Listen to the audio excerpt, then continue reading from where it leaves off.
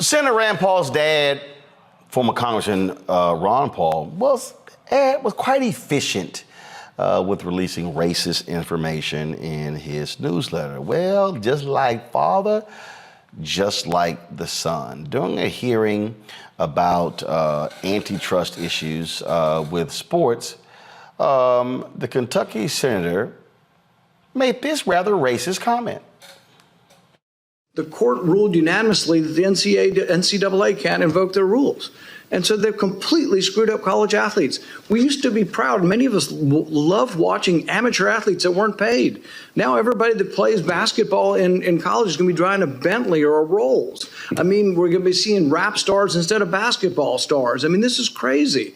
But you know why it happened? Because Congress sat around and said, oh, well, because of antitrust, we can't let the NCAA do it. It went to the court, and the court made the ruling, unfortunately, a unanimous ruling based on the law. So the law's got to change. Antitrust shouldn't be involved with association.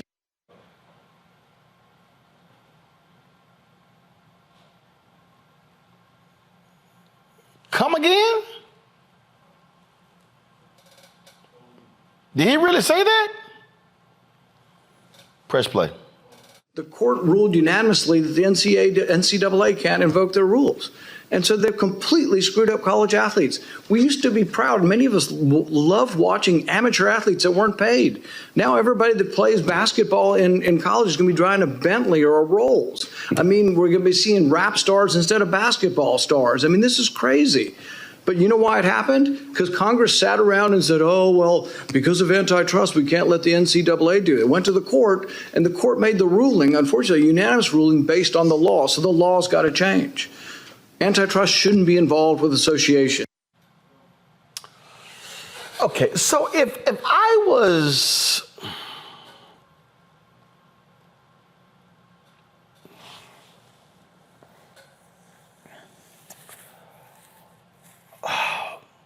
You know, I got to stand up for this one. I can't do it. So if I was sitting here deciding who, first of all, buys more Rolls Royces and Bentleys, it's rich white people, not rap stars. And then he makes this comment about, oh, I remember the day when things were so great. Things were so great, and then this day when, you know, we had amateur athletics. So let me be clear here. I just want to be clear, y'all. So we don't mind coaches.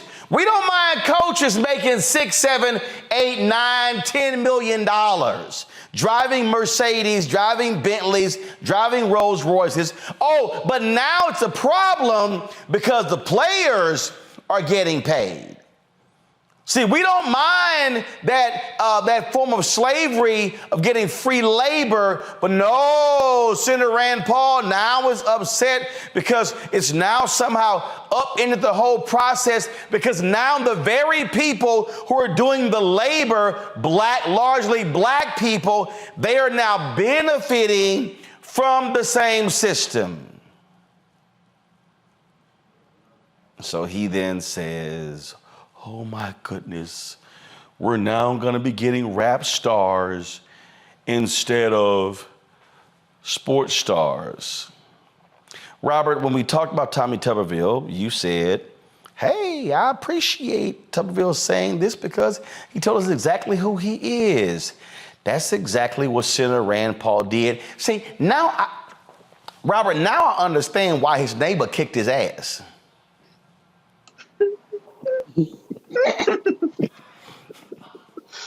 Well, look, Roland, I think a big part of this has to be if yes, Rand Paul... I said that. You okay, Rebecca? Kelly, y'all okay? Y'all okay? I'm never okay. I am never okay on this show. I'm just saying, I just saying it. I understand why his neighbor beat that ass. Look, is there a video? We need video. Right? There has to be a Ring camera somewhere in that neighborhood. I mean, there has to be a video of that. And you ain't lying. Whoop that trick. Whoop that trick. Robert, go ahead. What I don't quite understand is if Rand Paul is such a big fan of people working for free, why does he take a salary as a senator?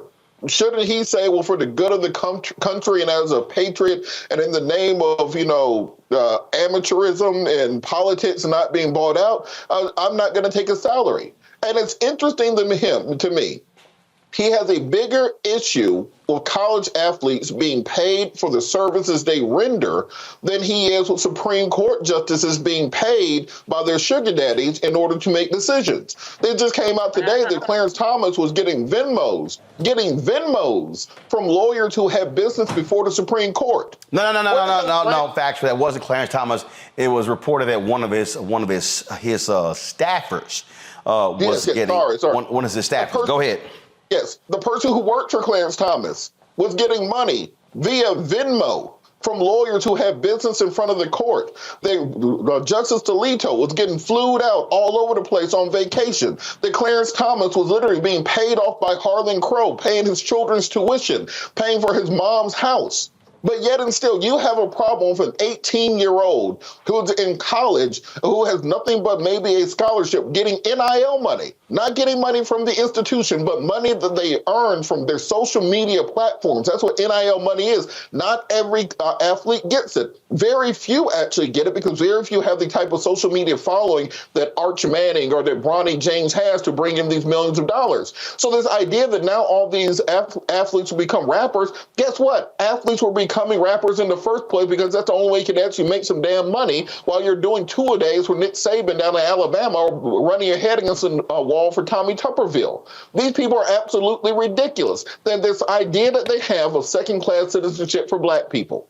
It is shown in every statement that they make, every law that they pass, every ruling from the Supreme Court. Their sole instinct, their sole interest is to create black folks as a second-class citizenship in this country. And as long as we electorally allow them to continue to do so, as long as we're not supporting people like Charles Booker, who had a great chance of winning in Kentucky, as long as we're not supporting people like Doug Jones in Alabama, who could have stopped someone like Tommy Tupperville, we're going to continue to have these folks in office because for every single one that will make a statement like this publicly, you got another 48 Republican senators who think it privately. So it's not simply enough to chastise them and call them stupid or anything else because they say it publicly. Instead, we need to encourage them to say it publicly and then get behind candidates that can put them out of office next election cycle. But see, the thing that I'm sitting here laughing the most about here is that he wants to invoke rap stars. Go to my iPad.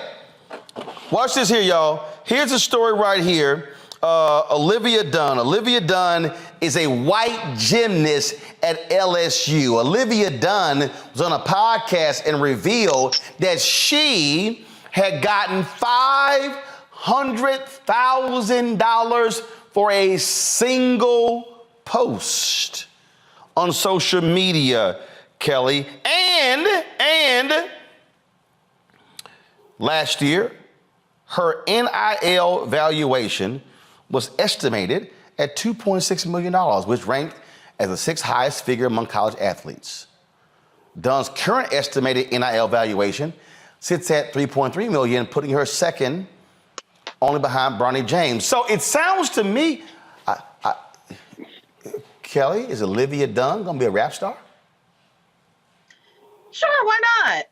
You know, we got Iggy Azalea out there and the white chick off of Wild 'N Out. Why not? But no, I sincerely doubt she's going to be a rap star. I sincerely doubt any of these athletes want to be rap stars at the outset. Like Robert said, they want to be athletes, but once upon a time, even still today, they don't get paid like the athletes that they are. And that is the issue here. I feel like, I initially wanted to say that Rand Paul lost his damn mind, but he really revealed it. And I think that's what we're seeing here. We're seeing a revealing of damned minds in that these thoughts never went away. This rhetoric never really went away.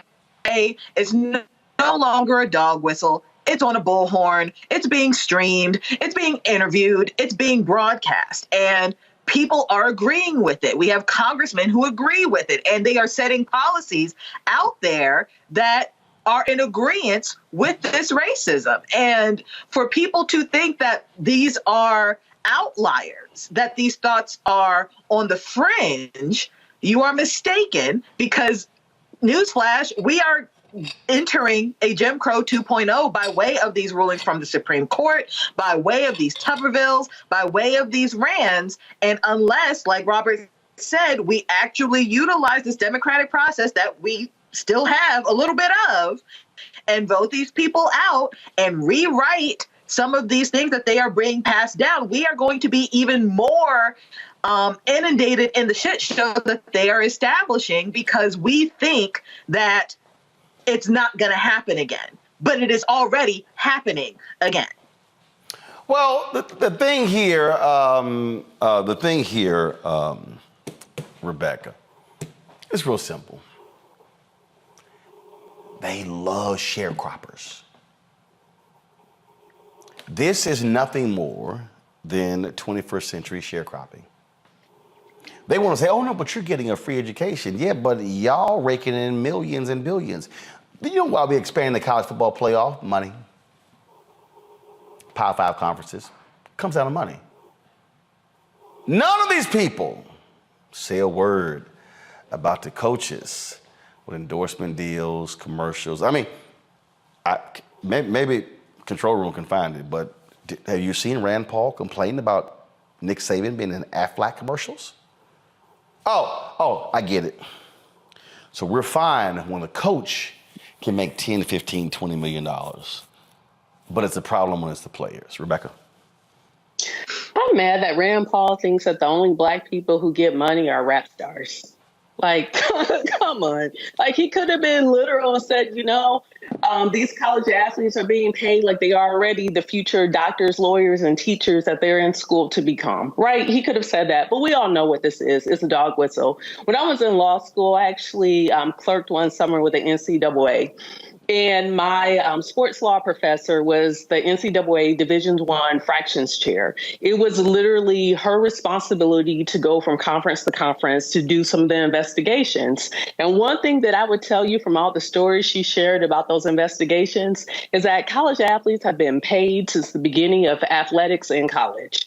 I could think of especially the SEC, since we mentioned the SEC earlier. I could think about all those student athletes who will park, especially the football athletes, who will park in the student parking lot on game days, and they will leave their cars, if they had a car, cracked open. And a lot of the white boosters will go through those parking lots and put envelopes that were, the size of dollar bills and $100 bills into some of their cars while they were at the athletic facilities preparing for the games. So we know there has always been money in college athletics. We also know it's not fair to say, well, student athletes are getting paid through education, because if they're getting paid through education and then they are actually employees, then they should have got workman's compensation, especially for those athletes who spent, years playing in college and they got turf toe or blew out their knee or tore their ACL and their career was over before they could actually get paid for their labor. So, it's Rand Paul being Rand Paul. And I don't even know why he's talking about this. Because like you said, there's been so many coaches who have endorsed Blue Chew and other enhancement type things over the years, or Icy Hot, and they've gotten millions of dollars behind it. And he has never said anything publicly about them receiving that money. And that's not a shock. All right, folks, back to our Roland Mark Unfiltered video in just one moment. For decades, the tobacco industry has deliberately targeted Black communities and kids with marketing for menthol cigarettes. It's had a devastating impact on Black health. Tobacco use claims 45,000 Black lives every year. It's the #1 cause of preventable death. In the 1950s, less than 10% of Black smokers used menthol cigarettes.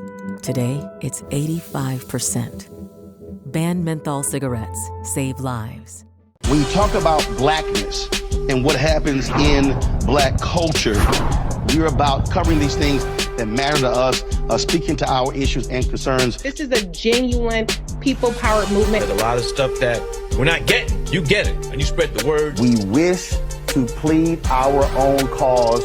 Too long have others spoken for us. We cannot tell our own story if we can't pay for it. This is about covering us. Invest in black-owned media. Your dollars matter. We don't have to keep asking them to cover our stuff. So please support us in what we do, folks. We want to hit 2,000 people, $50 this month, raise $100,000. We're behind 100,000, so we want to hit that. Y'all money makes this possible. Checks and money orders go to P.O. Box 57196, Washington, D.C. 20037-0196. The Cash App is $RM Unfiltered. PayPal is R Martin Unfiltered. Venmo is RM Unfiltered. Zelle is Roland at RolandSMartin.com.